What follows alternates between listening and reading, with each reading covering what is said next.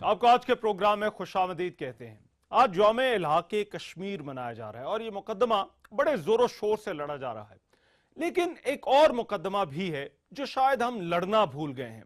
ये मुकदमा जूनागढ़ का है और ये वो रियासत थी जिसे पाकिस्तान का हिस्सा बनना था मगर ना बन सकी। जूनागढ़ बड़े सगीर की उन 562 रियासतों में से थी जिन्हें 1947 की तकसीम हिंद के वक्त इख्तियार दिया गया था कि वो चाहें तो पाकिस्तान या भारत का हिस्सा बन जाए या फिर आजाद रहें। इस रियासत ने पाकिस्तान के साथ इलाक़ का फैसला किया मगर फिर भारतीय जारहियत ने यह होने ना दिया। यहां पाकिस्तान के झंडे को उतार कर भारतीय तिरंगा लहराया गया। इस रियासत के इलाक़ के परवाने पर बानी पाकिस्तान कायद-ए-आज़म मोहम्मद अली जिन्ना के दस्तखत थे और माउंटबेटन को उन्होंने खबरदार किया था कि जूनागढ़ पर किसी भी किस्म की जारहियत एक खतरनाक कदम होगा। पाकिस्तान के पहले वजीर आजम लियाकत अली खान ने भी इस पर भारतीय जारहियत को पाकिस्तान की सालमियत के खिलाफ करार दिया था। मगर फिर क्या हुआ कि हम अपने बानियों के इस वादे और अज़्म को भूल गए और फिर तारीख के औराक में हमने सारे मामले को गुम कर दिया। सबसे पहले एक रिपोर्ट देखिए कि जूनागढ़ की रियासत कहां थी और तकसीम हिंद के वक्त क्या हालात थे, फिर इसके मुकदमे के हवाले से बात करते हैं। जूनागढ़ बरे सगीर पाक व हिंद की इंतहाई अहम रियासत थी। मुगल बादशाह औरंगजेब के दौर के बाद 1736 ईस्वी को जूनागढ़ की आजाद हैसियत का ऐलान किया। 1947 के एक्ट के तहत रियासतों को यह इख्तियार दिया गया कि वो अपनी आजाद हैसियत बरकरार रख सकती हैं या फिर पाकिस्तान और भारत के साथ शामिल हो सकती हैं।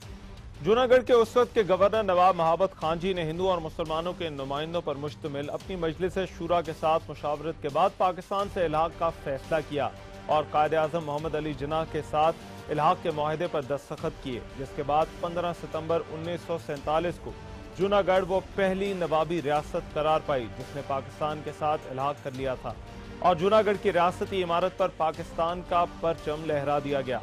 इलाके के बाद जूनागढ़ के गवर्नर ने उस वक्त के पाकिस्तान के दारुल खिलाफा कराची का दौरा किया ताकि इलाके के हवाले से मजीद मामलात तय किए जा सकें। जूनागढ़ में नवाब ऑफ जूनागढ़ की अदम मौजूदगी का फायदा उठाते हुए चमनदास गांधी और उसके गिरोह ने जूनागढ़ में अमन और अमान की सूरत हाल खराब करके भारतीय मुदाखलत के लिए राह हमवार की। 9 नवंबर 1947 को भारतीय फौजें जूनागढ़ में दाखिल हो गईं और कत्लेआम के बाद रियासत पर कब्जा करके पाकिस्तानी झंडा उतार कर भारतीय तिरंगा लहरा दिया गया।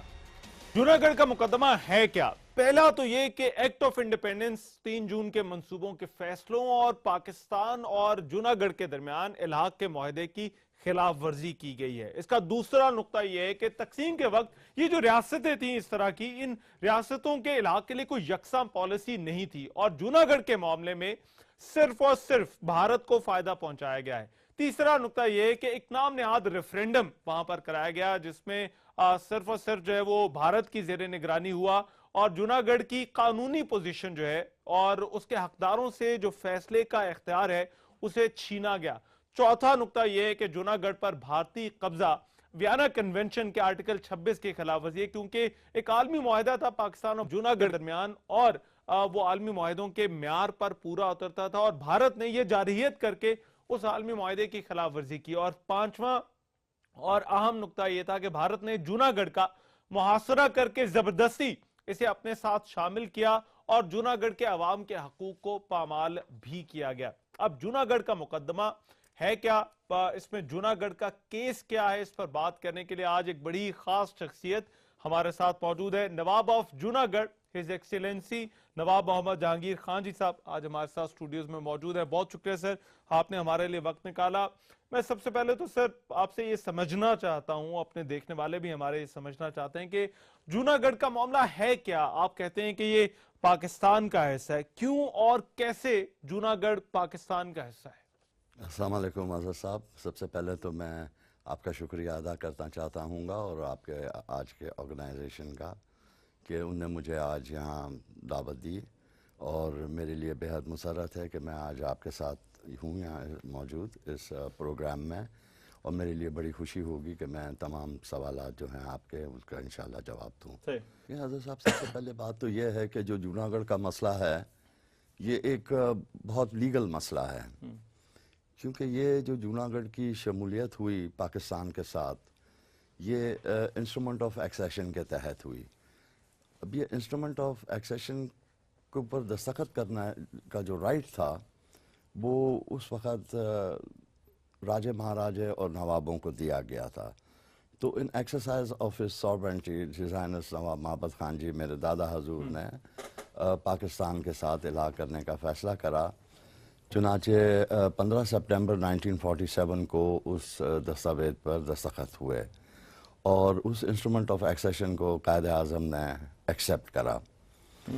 تو میں آپ کو یہ بتاتا چلوں کہ یہ جو تقسیم ہند ہوئی تھی یہ ہوئی تھی ایک ایکٹ کے تحت جسے انڈین انڈیپینڈنس ایکٹ آف 1947 کہتے ہیں. اس انڈین انڈیپینڈنس ایکٹ آف 1947 کے تحت کچھ چیزیں ہوئیں. مثلاً جو ریاستیں تھیں وہ انڈیپینڈنٹ ساورن اسٹیٹس ان نے واپس دوبارہ سے اپنا گین کر لیا. جس طرح ریاست جوناگڑھ تھی وہ اس نے اپنا ساورن اسٹیٹس گین کرا تھا 1735 میں. اس کے بعد پھر برطانیہ آیا تو پھر اس کے بعد ہماری ٹریٹیز ہوئی برطانیہ کے ساتھ تو ہم نے انہیں ایکسیپٹ کرا ایز اے پیراماؤنٹ پاور. اور اس 1947 انڈین انڈیپینڈنس ایکٹ کے تحت تو یہ ہوا کہ برطانیہ کی جو پیرامونسی تھی جو برطانیہ ایکسرسائز کر رہا تھا ہندوستان پہ وہ لیپس ہوئی تو وہ ہٹ گیا, سیسیڈ کر گیا, واپس ہو گیا. اور اس کے علاوہ ہندوستان کو آزادی ملی. پھر اس انڈین انڈیپینڈنس ایکٹ آف 1947 کے تحت اس کا بٹوارا ہوا ہندوستان کا. اس کے بعد پھر اسٹیٹ آف پاکستان وجود میں آیا اور جتنے رولرز تھے انہیں یہ چوائس دیا گیا کہ آپ جو ہیں اگر جو چاہیں تو یا تو گویا ہندوستان کے ساتھ ایکسیڈ کریں یا پاکستان کے ساتھ, یا اگر جو آپ انڈیپینڈنٹ رہنا چاہیں تو آپ انڈیپینڈنٹ رہیں. تو ہماری جو اسٹیٹ کاؤنسل تھی جوناگڑھ اسٹیٹ کی which was the Junagadh state government, اس کے اندر ریپرزینٹیشن تھا Hindus as well as the Muslims کا. تو ان کو ہمارے دادا حضور نے کانفیڈنس میں لیا. They were actually representatives of the people of Junagadh. تو وہ انہیں جب کانفیڈنس میں لیا گیا تو انہوں نے یہی کہا کہ دیکھیں ایز ویل ایز جو ان کا اوپینین تھا وہی اوپینین جو تھا وہ public of Junagadh the people of Junagadh کا بھی وہی اوپینین تھا. کہ نواب صاحب ہم تو نہ گاندھی کو جانتے ہیں مہاتما گاندھی کو, نہ ہم محمد علی جناح کو جانتے ہیں. ہم آپ کو جانتے ہیں کیونکہ آپ کے فور فادرز نے ہمیں لیڈ کرائے کئی 100 سال تک کے. تو ہم جو ہے اپنا ٹرسٹ جو ہے آپ ریپوز کرتے ہیں دا فلسٹ ٹرسٹ اینڈ کانفیڈنس آپ میں. تو پھر اس کے بعد نواب صاحب نے یہ فیصلہ کرا کہ ہم جو ہے پاکستان کے ساتھ ایکسیڈ کریں گے. آپ یہ کہہ رہے ہیں کہ ایک تو یہ کہ فیصلہ لینے میں مکمل طور پر ایک سوورن سٹیٹ تھی, دوسرا یہ کہ جو کونسل تھی جو نمائندہ تھی جوناگڑھ کے عوام کا اس نے بھی جو ہے وہ نواب صاحب کے فیصلے کی تائید کی تھی اور انہیں اختیار دیا تھا کہ وہ اس حوالے سے فیصلہ کرے. جی ہاں بالکل درست ہے, ایسا ہی ہوا. کیونکہ دیکھیں ایک ریاست کا جوناگڑھ کا تو ایک یہ رواج تھا کہ انہیں باپو کہتے تھے. تو وہ ہمارا جو ایک رشتہ تھا عوام کے ساتھ دا پیپل آف جوناگڑھ کے ساتھ وہ ایسا تھا کہ ایک جیسے والد کا اور ان کے بچوں کا ہوتا ہے. اچھا پھر اس سارے سب معاملے کے بیچ جب چیزیں یہاں تک بڑی واضح تھیں اور جغرافیائی طور پر بھی جو ہے وہ پاکستان کے ساتھ کنیکشن ایک بنتا تھا, پھر یہ سارا معاملہ بھارت کی فیور میں جو ہے وہ کس طرح سے چلا گیا اس وقت؟ جی میں آپ کو بتاتا ہوں. اصل میں ہوا یہ کہ کیونکہ ریاست جوناگڑھ جو تھی وہ اٹ واز اے میرنٹائم اسٹیٹ, سمندری ساحل ہمارا لگتا تھا کچھ 100 مائل کا, اور جو پوری ریاست تھی وہ کنسسٹ کرتی تھی تقریباً 4000 اسکوائر میل پر.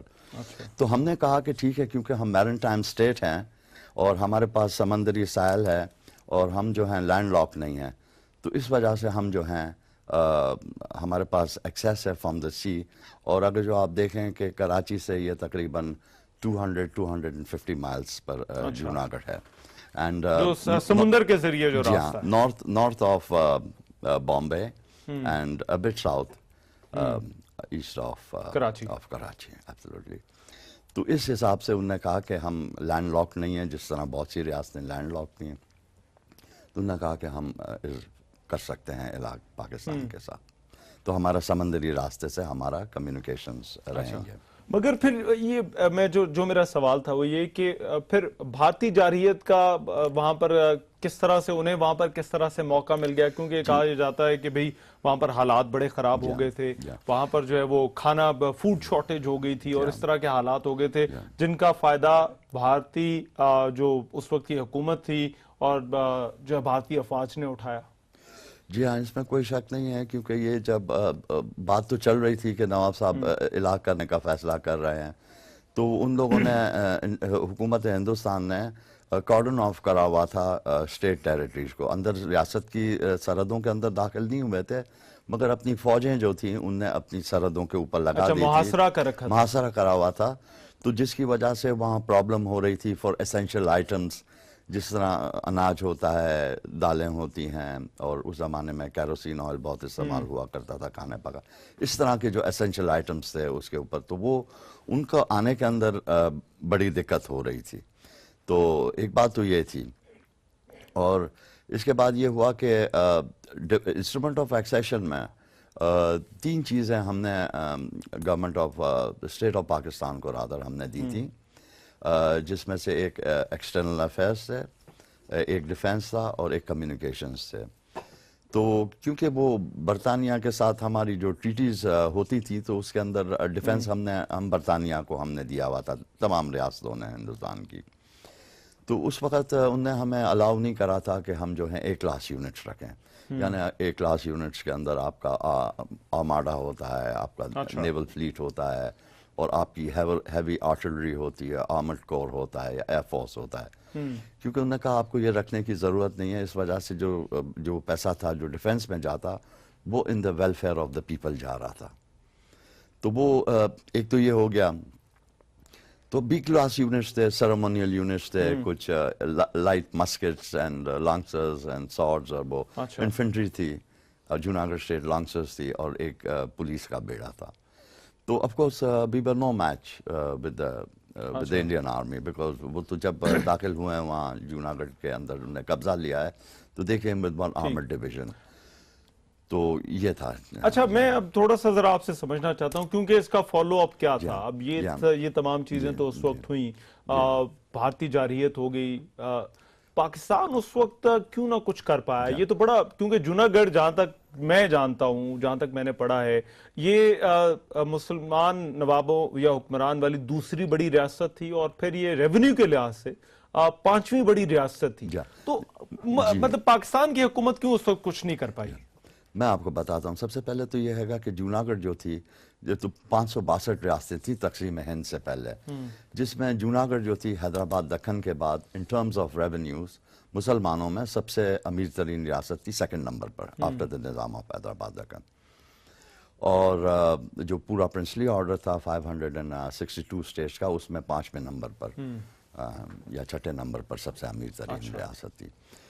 تو ہوا یہ کہ کیونکہ ڈیفینس جو تھا وہ ہم نے پاکستان کو دے رکھا تھا، تو it was the responsibility of the state of Pakistan to defend the territories Junagadh کی، مگر کوئی پروویژنز ہمیں نہیں مل سک رہے تھے ڈیفینس کے، میرے خیال سے اس وجہ سے کہ یہاں ان کی خود جو فوجیں جو تھیں وہ کوئی کہاں تھی تو وہ آ نہیں سک رہی تھیں ود ان ٹائم کہ وہ بھیج سکیں، اور ان کی کچھ مجبوریاں تھیں، تو جس کی وجہ سے یہ نہیں ہو سکا۔ تو ہمارے دادا حضور تشریف لائے 25 اکتوبر کو 1947 میں قائد اعظم سے ملاقات کرنے کے لیے، تو انہوں نے چارٹر کرے تھے ہوائی جہاز، تو ہوائی جہاز میں آئے تھے، تو انہیں یہ آئے تھے صرف 1 ہفتے کے لیے کہ ہم بات کریں گے اور اس کے بعد ہم واپس ہو جائیں گے۔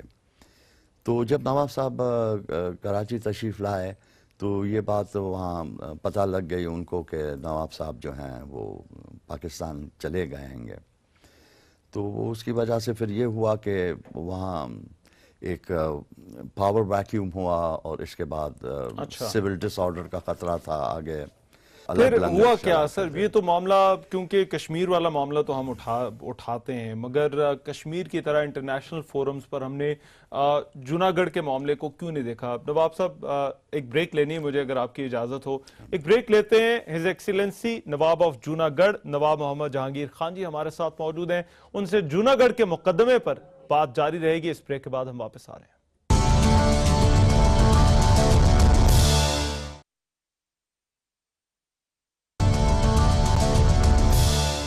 ब्रेक के बाद प्रोग्राम में एक मरतबा फिर से खुशामदीद। जूनागढ़ का मुकदमा और इस मुकदमे पर बात हमारी हो रही है। हमारी आज की खुसूसी नशिस्त है नवाब ऑफ जूनागढ़ हिज एक्सीलेंसी नवाब मोहम्मद जहांगीर खान जी हमारे साथ आज स्टूडियोज में मौजूद हैं। नवाब साहब, मैंने एक सवाल छोड़ा ब्रेक पर जाने से पहले कि कश्मीर के मामले पे तो हमने देखा कि वो इंटरनेशनल फोरम्स तक गया, उसमें अक़वाम मुत्तहिदा इन्वॉल्व हुई।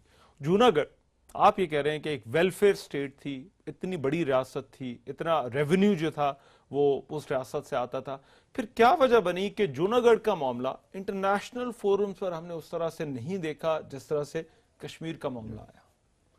असल में देखें, बात यह भी है कि जो फॉरेन अफेयर्स जो था हमने पाकिस्तान को हैंड ओवर करा हुआ था, तो तमाम मामला जो हैं फॉरेन अफेयर्स के हवाले से, तो it becomes the obligation and the responsibility हुकूमत पाकिस्तान की कि वो उन्हें देखें। तो वो नहीं हो सका। हालांकि मैं अब देखें, मैं एक शख्स हूँ अकेला जो जूनागढ़ के मसले को लेके चल रहा हूँ, और आज से नहीं, मैं काफ़ी अरसे से लेके चल रहा हूँ, सालों हो गएंगे इसमें। अच्छा। And the people of Junagadh support me, the people of Pakistan also, some people of Pakistan support me. मगर ये है कि गवर्नमेंट की सतह पर जैसा उठना चाहिए वो नहीं उठा, हुकूमती सतह पर वो सपोर्ट नहीं है इस मामले अब पर। जैसे हज़रत सुल्तान मोहम्मद अली साहब हैं, जो हज़रत सुल्तान बाहू रहमतुल्लाह अलैह के खानवादे से हैं, उनके छोटे भाई हैं हज़रत सुल्तान अहमद अली साहब, तो जिनका मुस्लिम इंस्टीट्यूट भी है, वो मुझे हेल्प कर रहे हैं बहुत इस मसले को उठाने में, और मेरा बड़ा साथ दिया है। मैं उनका बहुत शुक्रगुजार हूँ, और तमाम दूसरे लोग जिनने मेरा साथ दिया है, मैं उनका भी बहुत दिल से शुक्रगुजार हूं। जो चले, ये उस वक्त तो हमने, ये आपने भी बताया है कि उस वक्त हालात ऐसे नहीं थे, डिफेंस जो था वो पाकिस्तान के पास था, पाकिस्तान एक कमज़ोर रियासत थी, जो है वो उस वक्त कश्मीर के मामले पर जंग भी हुई, शायद उस तरह से एक्शन नहीं ले सके। मगर बाद वाली जो हुकूमतें आईं, उन्होंने क्यों इस मामले पर जो है वो उस तरह से आवाज नहीं उठाई? क्योंकि कानूनी तौर पर अगर देखा जाए तो इस मामले में पाकिस्तान का जो केस था वो बड़ा मजबूत था, और होना ये चाहिए था कि जहां जहां कश्मीर के हवाले से बात होती वहां जूनागढ़ के हवाले से भी बात होती। तो ये बाद वाली जो हुकूमतें, जो पिछले जो 70 साल गुजरे तकरीबन, इनमें जो है वो इस मामले पर उस तरह से बात क्यों नहीं हो सकी? जी हाँ, बिल्कुल। देखें, सबसे पहले तो ये हैगा कि जूनागढ़ का जो मसला है, that is the second issue after the Kashmir. बड़ा मसला है वो कश्मीर का मसला है, और उसके साथ उसके बाद अगर जो कोई दूसरा बड़ा मसला है तो वो जूनागढ़ का है। और इसमें कोई शक नहीं है कि जो केस है वो यूनाइटेड नेशंस में है आज भी, एंड इट्स ओपन केस। और ये हैगा कि इसके अंदर जो है मेरे ख्याल से सम पॉलिसीज़ होंगी कुछ गवर्नमेंट ऑफ पाकिस्तान की, जिसकी वजह से ये जूनागढ़ को, मगर मैं समझता हूँ कि जूनागढ़ को कम से कम अगर जो इंटरनेशनल फॉरम्स के ऊपर नहीं उठाया जा रहा है, तो कम से कम एटलीस्ट डोमेस्टिकली, नेशनली उसे तो जिंदा रखना, लोगों को पता होना चाहिए कि ये मामला है क्या। चलें उस पर हम जरा बाद में आते हैं कि क्या किया जाना चाहिए। मगर एक और सवाल, क्योंकि ये भी सामने आया, इस बारे में मैंने पढ़ा कि बहुत सारी आबादी भी थी जो जूनागढ़ से माइग्रेट करके जो है वो यहाँ पर आई थी। आपके दादा तो आए थे, वो यहाँ पर उन्होंने कराची में फिर रिहाइश इख्तियार की, मगर और भी बहुत सारे लोग थे जो साथ आए थे। वो आबादी कहाँ आकर सेटल हुई, कहाँ है वो लोग? जी हाँ, इसमें कोई शक नहीं हैगा। सबसे पहले तो मैं शुरू करता हूँ कि आप देखें कि हमारी नवाब जब महबत खान जी आए, हमारे दादा हजूर, तो हमारे साथ काफ़ी कम्युनिटीज़ आई जो कि बिज़नेस कम्युनिटीज़ थी, और ये वो कम्युनिटीज़ थी जो पायनियर्स हैं in the industry and economy of Pakistan. ये वो लोग थे जिन्हें इंडस्ट्री को कायम करा, इकोनॉमी को इस्टेब्लिश करा पाकिस्तान की। जितने बड़े बड़े नाम हैं आप देखें तो वो उनका ताल्लुक ना सिर्फ ये, बल्कि पैसा भी वहाँ से उस ज़माने में ट्रांसफ़र हुआ था। इसके अलावा कुछ लोग आए थे, दूसरे भी लोग आए थे, और ये हैगा कि कुछ तकरीबन उसमें 90 जमातें हैं, यानी 90 मुख्तलिफ किस्म की कौमें हैं, क्योंकि जूनागढ़ माइंड यू एक बहुत पॉपुलर स्टेट था। तो हमारे यहाँ हर किस्म के लोग थे, हिंदुस्तान बड़े से भी, अरब से भी, तुर्क से भी, हबश से भी। तो इस तरह it was a very very popular state. तो आज वो लोग कराची में हैं, उनके अपने अपने जमात खाने हैं, उनके अपने ऑर्गेनाइजेशंस हैं, और उनके अपने इंटरनल इलेक्शंस होते हैं, उनका they are running as organisation for the welfare of the people of June। और इंस्ट्रूमेंट ऑफ एक्सेशन के हवाले से अब जरा मैं चाहता हूँ जरा थोड़ी सी बात करें, क्योंकि सबसे ज्यादा इस मुकदमे में जो है वो اسی جو الحاق کا معاہدہ تھا اس حوالے سے بات کی جاتی ہے. یہ تو ایک باقاعدہ لکھت پڑھت کے ساتھ جو ہے یہ ایک بین الاقوامی معاہدہ تھا جوناگڑھ اور حکومت پاکستان کے درمیان، جو کہ کسی بھی بین الاقوامی معاہدے پر پورا اترتا تھا. تو اس کا مطلب ہے یہ معاہدہ ابھی بھی لیگل ہے، ویلڈ ہے. جی بالکل، اس میں کوئی شک نہیں ہے، بالکل. تو جوناگڑھ کا جو کلیم ہے وہ، اگر آپ یہ کہہ رہے ہیں کہ جوناگڑھ ابھی بھی جو ہے وہ پاکستان کا حصہ ہے، کیونکہ آپ کے دادا جو اس وقت نواب بہاوت خان جی تھے انہوں نے باقاعدہ طور پر یہ بین الاقوامی معاہدہ کیا تھا کہ یہ اب پاکستان کا حصہ بن چکا ہے.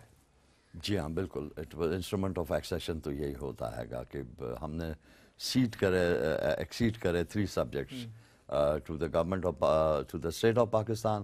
اور اس کے بعد یہ ہوا کہ پھر دوسرے معاہدے بھی ہوئے، جو جیسے یہاں پاکستان کے اندر جو نوابین ہیں جن نے پاکستان کے ساتھ الحاق کرا، پھر ان کے ایڈیشنل انسٹرومنٹس ہوئے، سپلیمنٹری انسٹرومنٹس ہوئے، اور پھر اس کے بعد فائنلی مرجرز ہوئے کہ جس کے تحت ان کی جو زمینیں تھیں وہ پاکستان یونین کا ایک حصہ بن گئی. اچھا، بھارت کی طرف سے نواب صاحب یہ کہا جاتا ہے کہ جغرافیائی طور پر دو پوائنٹ اٹھائے جاتے ہیں جب اگر ہم ان کے کیس کو دیکھتے ہیں. وہ یہ کہتے ہیں کہ ایک تو یہ کہ جغرافیائی طور پر جو ہے یہ کیونکہ اس کے چاروں طرف جو تھا وہ بھارتی علاقے تھے تو اسے بھارت کا حصہ ہونا چاہیے تھا. اور دوسرا آرگومنٹ یہ دیا جاتا ہے کہ 80% آبادی جو تھی وہ جوناگڑھ کی وہ ہندو پاپولیشن تھی، تو بیسڈ آن ریلیجن کی بنیاد پر بھی بھارت کا حصہ بن. ان دونوں کو آپ کس طرح سے دیکھتے ہیں، کس طرح سے کاؤنٹر کرتے ہیں؟ نہیں، اس میں وہاں ہماری ریاست کے اندر دیکھیں یہ ہوتا تھا کہ کوئی religion was not a concept basically, in the sense کہ ہم وہاں کوئی فرق نہیں کرتے تھے کہ یہ ہندو ہے یا مسلمان ہے. وہ ایک طرح سے انصاف کے تقاضے سے سب سے محبت کا اور انصاف کا وہ ہوتا تھا ایک تعلق، اور وہ سبھی بچے ہوتے تھے نواب صاحب کے. تو یہ تھا. اور دوسرا جو جغرافیائی اعتبار سے کہتے تھے کہ دیکھیں اس میں یہ ہے گا کہ کتنی ریاستیں تھیں ایسی جہاں میجورٹی جو تھی وہ مسلمانوں کی تھی، اور جو مہاراجا تھا وہ ہندو تھے. تو وہ جب ان نے ایکسیڈ کرا، جیسے فار انسٹنس کپورتھلا اور دوسری ریاستیں بھی تھیں بہت ساری، تو وہاں تو کوئی ایشو تھا نہیں ایسا. تو جوناگڑھ کے اوپر کیونکہ اگر جو اس میں کوئی شک نہیں ہے کہ پاپولیشن ذرا زیادہ تھا، میجورٹی میں تھا ہندوز کا، مگر وہ ہندو سب خوش تھے. وہ آج بھی یاد کرتے ہیں نواب بہاوت خان جی کو. آج بھی ان نے جو کرا، جو بھی لینڈ مارکس اور جو ان نے، because it was a concept of a total welfare state. آپ دیکھیں کہ وہاں ایجوکیشن فری تھا، میں آپ کو بتاؤں، right from the beginning to the highest levels. اس کے بعد جو بچے ہوتے تھے انہیں کھانا دیا جاتا تھا، انہیں انکریج کرا جاتا تھا ایجوکیشن کی طرف. انہیں بورڈنگ، لاڈجنگ، کپڑا، بکس، ایون ان کو ایک پاکٹ منی ملتی تھی if they were students. اور نہ تو صرف یہ بلکہ ان ہیلتھ کیئر میں آپ دیکھیں تو میڈیسنس اینڈ ہاسپٹلائزیشنز ایکسپریس رسپانسبلٹی مکمل طور پر ایک ویلفیئر اسٹیٹ تھی جوناگڑھ جو ہے وہ. اور اس کے علاوہ کوئی شخص ہماری ریاست میں بھوکا نہیں سو سکتا تھا. وہ ولبھ بھائی پٹیل کا ایک بیان میں دیکھ رہا تھا، انہوں نے کہا، اور ان کا بڑا اہم کردار ہے ان کا اور لارڈ ماؤنٹ بیٹن کا. انہوں نے کہا 3 وجوہات تھیں جس کی وجہ سے جو ہے وہ اس کو بھارت میں شامل یا بزور طاقت جو ہے وہ اس کو بھارت میں شامل کیا گیا. ایک جوناگڑھ کا فائنینشیل کولیپس تھا، دوسرا جوناگڑھ کے عوام کی طرف سے انویٹیشن تھی، دعوت تھی، اور تیسرا وہ جس ریفرینڈم کا وہ ذکر کرتے ہیں. اب میں چاہتا ہوں ذرا ایک ایک کر کے آپ ان تینوں پوائنٹس کو ذرا ایڈریس کریں کہ اس پر آپ کیا کہتے ہیں. نہیں، میرے خیال سے ایسی کوئی بات نہیں تھی. یہ تینوں چیزیں جو ہیں فائنینشلی بھی جو ہے وہ مالی طور پر جو ہے وہ مستحکم تھی ریاست. جی ہاں بالکل، بہت زیادہ امیر ترین ریاست تھی، لوگ خوشحال تھے، ایسی کوئی بات نہیں تھی. اور یہ جہاں تک ریفرینڈم کا تعلق ہے تو آپ دیکھیں کہ یہ لیاقت علی خان نے بھی وہ سٹانس لیا جو کہ آج تک کے پاکستان، دا اسٹیٹ آف پاکستان اسی کے اوپر قائم ہے. وہ یہ کہتے ہیں کہ، اور اس میں کوئی شک نہیں ہے کہ اگر جو آپ قانونی نقطے سے اور انصاف کی نگاہوں میں بھی دیکھیں آپ تو جو جوناگڑھ تھا اس کو تو بالکل یہ نواب آف جوناگڑھ کا وہ ہوتا، اپنا اسٹیبلشمنٹ ہوتا پورا وہاں، ان کی نوابی ہوتی، नवाब साहब वहाँ बैठे हुए होते और उसके बाद होना हाँ, चाहिए, उसके बाद उसके होना, जो मौजूद में होना रेफरेंडम जो चाहता। था। अब नवाब साहब यहाँ आ गए और वहाँ एक स्टेट, फिर जाहिर है देयर वाज अ chaos, और ना पाकिस्तान का अनस्टेबिलिटी कोई थी। नुमाइंदा जो है वो वहां पर एक मौजूद बिल्कुल था। देखें, एक अनस्टेबिलिटी थी स्टेट के अंदर, और इसके बाद फिर उसके अंदर उस हालात के अंदर तो वो तो फिर कोई भी इंसान करवा ले तो कुछ भी हो सकता है, मगर अगर जो नवाब साहब वहाँ मौजूद होते तो वहाँ करवाते, तो ठीक फिर है। आप उसका रिजल्ट भी देखते। नवाब साहब, अब अगला जो अहम सवाल है वो ये कि इस मामले पर किया क्या जा सकता है, और मैं चाहूंगा जरा इस पे हम जरा अपनी डिस्कशन करें। एक ब्रेक मुझे लेनी है। नवाब ऑफ जूनागढ़ हिज एक्सीलेंसी नवाब मोहम्मद जहांगीर खान जी हमारे साथ आज प्रोग्राम में शरीक है, उनसे गुफ्तगू जारी रहेगी। इस ब्रेक के बाद हम वापस आ रहे हैं। ब्रेक के बाद प्रोग्राम में एक मरतबा फिर से खुशामदीद, और बात हो रही है जूनागढ़ के मुकदमे पर, और his excellency Nawab of Junagadh नवाब मोहम्मद जहांगीर खान जी हमारे साथ मौजूद है। और ब्रेक पर जाने से पहले जिस तरह से हमने बात की कि जूनागढ़ के नवाब और हुकूमत पाकिस्तान के दरमियान जो होने वाला मुआहदा था, ये एक बैन अल-अक़वामी मुआहदा था, और इसे आलमी कवानीन के म्यार पर अगर परखा जाए तो ये दो रियासतों के दरमियान एक मुआहदा था, तहरीरी शक्ल में था और मुरवजा आलमी कवानीन के मुताबिक था। कायद-ए-आज़म मोहम्मद अली जिन्ना और नवाब ऑफ जूनागढ़ के दस्तखत भी इस पर मौजूद थे, इसलिए कानूनी तौर पर यह मुआहदा आज भी बरकरार होना चाहिए, और इसी वजह से जूनागढ़ कानूनी तौर पर पाकिस्तान का हिस्सा है। बात हो रही है नवाब साहब, एक चीज जो मैं आपसे पूछना चाहता हूं, अब ये तो मुआहदा आज भी बरकरार है, मगर आपका स्टेटस क्या है, आपका अपना स्टेटस इस वक्त क्या है? हुकूमत पाकिस्तान ने मुझे रिकग्नाइज करा है एज ऑफिशियली तौर पर as the Nawab of Junagadh, क्योंकि जो केस हैगा वहाँ यूनाइटेड नेशंस में वो नवाब ऑफ जूनागढ़ का केस हैगा, और द स्टेट ऑफ पाकिस्तान जो है वो सपोर्ट करती है नवाब ऑफ जूनागढ़ के क्लेम्स को यूनाइटेड नेशंस में। ये स्टेटस तो है। आप एक सॉवरन इन एग्जाइल हैं यहाँ पे? जी हाँ, in law, in light of international law अगर जो देखा जाए, जो ओपिनियंस हमने लिए हैं इंटरनेशनल लॉ मेकर से, ख़ास करके जैसे बिलाल सूफी साहब हैं, तो उनका कहना यही हैगा कि जो स्टेटस है as a sovereign in exile बनता हैगा।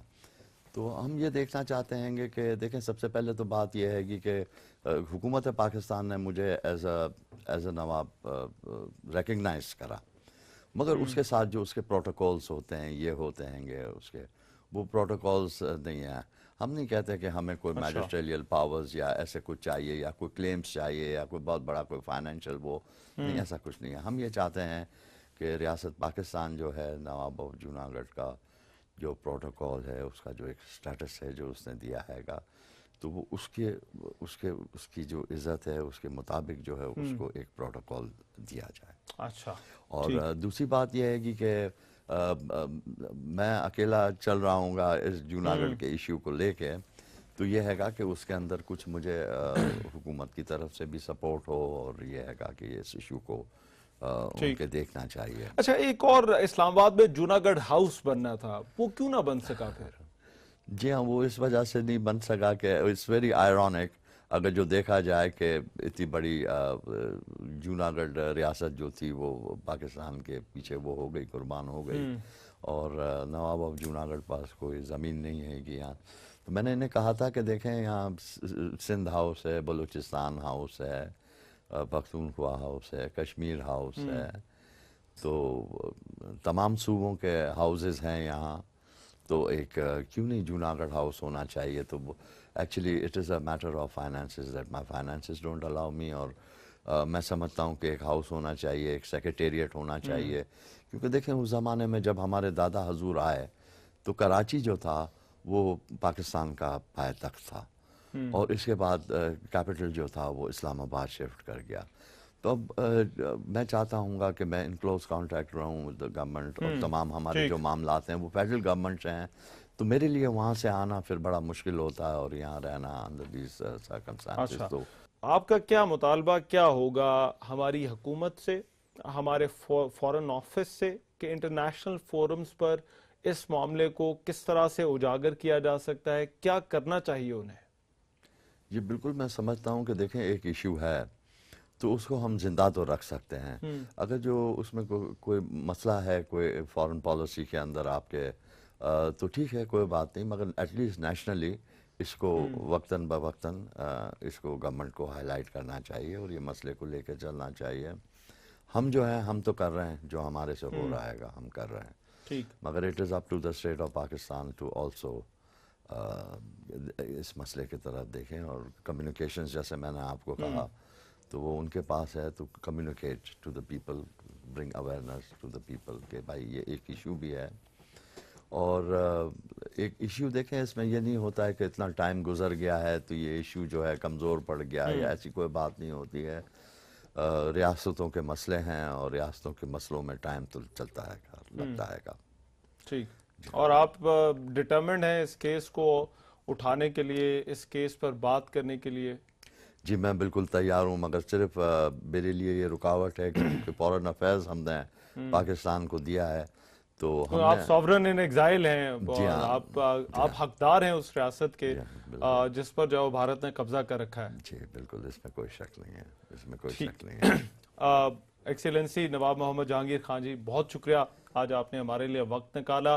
نواب آف جوناگڑھ گڑھ کے مقدمے پر ہم بات کر رہے تھے, ان کی گفتگو آپ نے سنی. اور میرا خیال ہے میں جاتے جاتے صرف ایک چیز کہنا چاہوں گا کہ خطرناک بات یہ ہے کہ جوناگڑھ کا یہ مقدمہ ہم خود اپنی تاریخ میں گم کر رہے ہیں, کیونکہ ہم اس پر بات نہیں کرتے, ہم اس کے بارے میں لکھنا پڑھنا بھول گئے ہیں. اور قوموں کی جو سالمیت ہے اور ان کی جو اہمیت ہوتی ہے اس کے اندر ان چیزوں کی بڑی اہمیت ہوتی ہے. اور یہاں پر ہم اپنی اہمیت سے بھی, اپنی سالمیت سے بھی خود ہی دستبردار دکھائی دیتے ہیں. اگر چین ہانگ کانگ پر اپنا مقدمہ 100 سال تک لڑ سکتا ہے اور پھر اس پہ شامل کر سکتا ہے تو ہم کیوں جوناگڑھ کو بھلا دیں؟ ہونا کیا چاہیے؟ پاکستان کو چاہیے کہ وہ جوناگڑھ کا جو معاملہ ہے وہ بین الاقوامی فورمز پر, خاص طور پر اقوام متحدہ میں اٹھائے. اسلام آباد میں جوناگڑھ ہاؤس کا کم از کم اس کو قائم کیا جائے تاکہ ان ساری چیزوں پر اس حوالے سے لوگوں تک جو ہے وہ معلومات پہنچائی جائیں. اور یہ ایک ایسا مقدمہ ہو سکتا ہے جس کی تفصیلات ہماری ٹیکسٹ بکس میں بھی شامل ہونی چاہیے, اسی طرح سے جس طرح سے ہم کشمیر کے حوالے سے شامل کرتے ہیں. اور پھر میری نظر میں سب سے اہم رول جو ہے وہ میڈیا کا ہے کہ میڈیا بھی اس پر بات کرے, کیونکہ جب تک ہم بات نہیں کریں گے تو کوئی اور کیوں کرے گا. آج کے پروگرام سے اتنا ہی. میزبان رحمان سے کوئی اجازت دیجیے. اللہ نگہبان.